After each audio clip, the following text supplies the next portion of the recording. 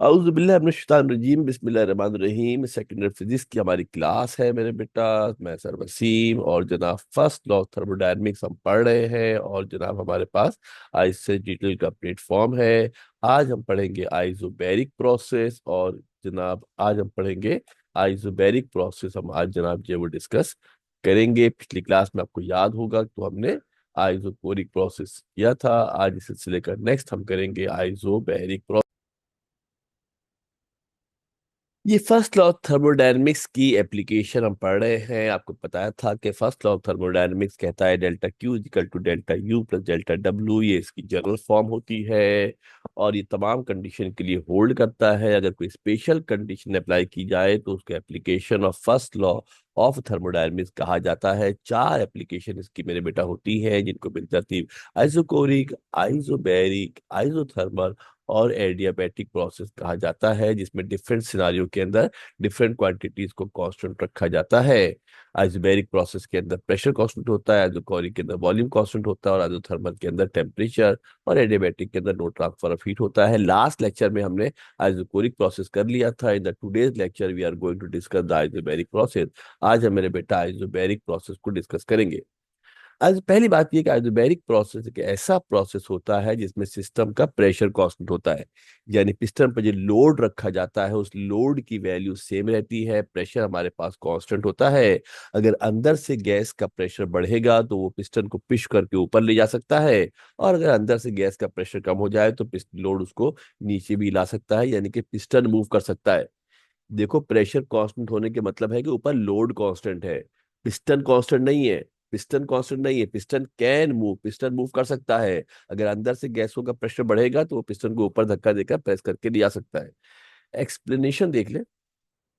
Consider a system fitted with a frictionless piston. ये वही sentence है जो तमाम के तमाम एप्लीकेशन में लिखे जाएंगे। जब भी सिस्टम की बात करते हैं, सिलेंडर होगा, पिस्टन होगा, उसके ऊपर हमारे पास सिलेंडर होगा, पिस्टन होगा और उसके अंदर आइडियल गैस हमारे पास होगी। जरा तवज्जो दे के देख लेते हैं। ये हमारे पास सिलेंडर है, इसका वॉल्यूम V1 है।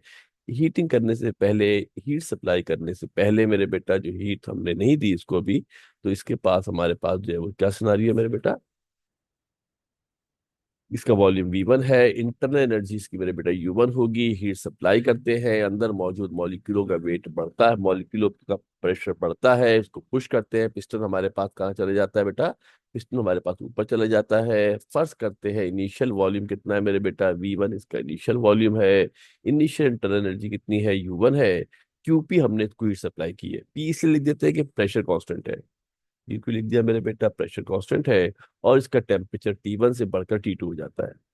क्या होता है इसका टेम्परेचर, टेम्परेचर इसका T1 से बढ़ के T2 इसका टेम्परेचर जनाब हो जाता है।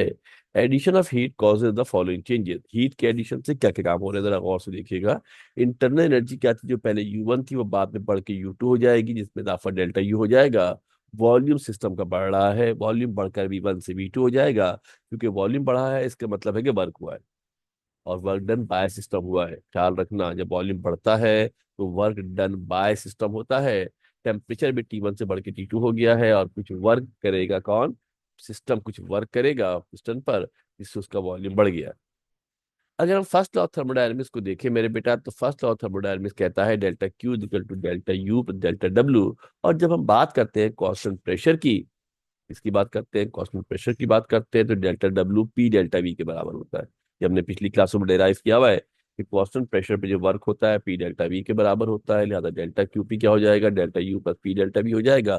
दोनों काम हो रहे हैं इसके अंदर। ये वाहिद प्रोसेस है जिसके अंदर दोनों काम होते हैं, इंटरनल एनर्जी में इजाफा भी होता है, वर्क भी होता है। इंटरनल एनर्जी में इजाफा भी होता है, वर्क भी होता है। डेल्टा QP बराबर हो जाएगा delta U plus delta W के। या डेल्टा U इक्वल टू क्या हो जाएगा, P डेल्टा V हो जाएगा। क्या हो जाएगा, P डेल्टा V हमारे पास हो जाएगा। जो डेल्टा यू होता है वो U2 माइनस U1 होता है। कौन, तवज्जो देके देख ले मेरे बेटा, गौर से तवज्जो से समझ ले। ये जो डेल्टा यू लिखा था ना मेरे बेटा, इस डेल्टा यू की जगह पे क्या आ जाएगा, U2 माइनस U1 हमारे पास आ जाएगा।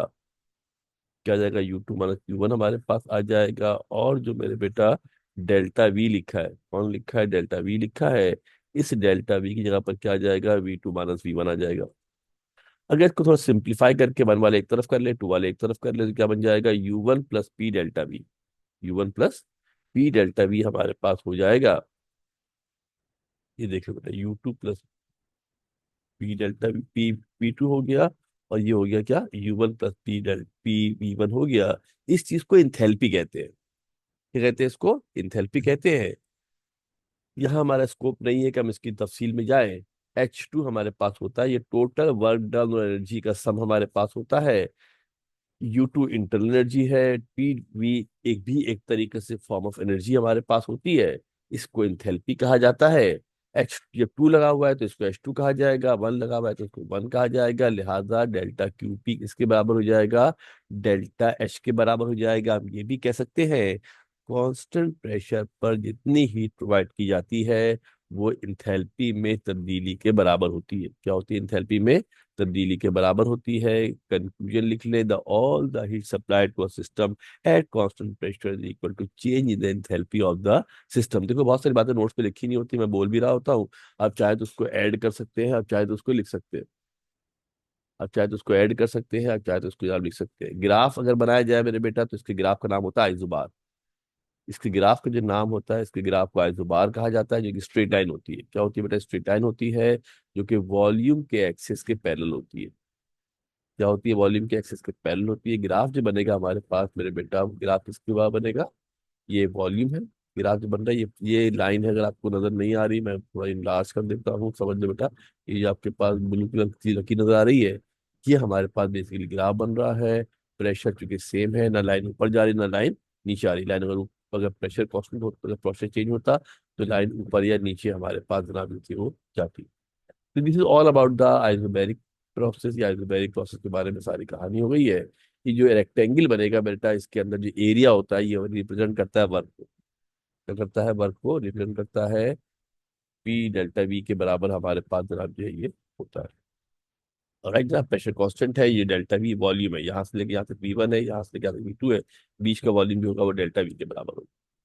देख लीजिएगा, पढ़ लीजिएगा, कॉपी में इसको लिख लीजिएगा तो जरा आपको जरूरत रहेगी, आपको आसानी रहेगी। ठीक है जनाब, इंशाल्लाह फिर नेक्स्ट लेक्चर में मिलते हैं। इसके अंदर हम जो रिमेनिंग प्रोसेस है उसको जनाब हम जो है वो डिस्कस करेंगे। राइट, ओके, थैंक यू, अल्लाह हाफिज़।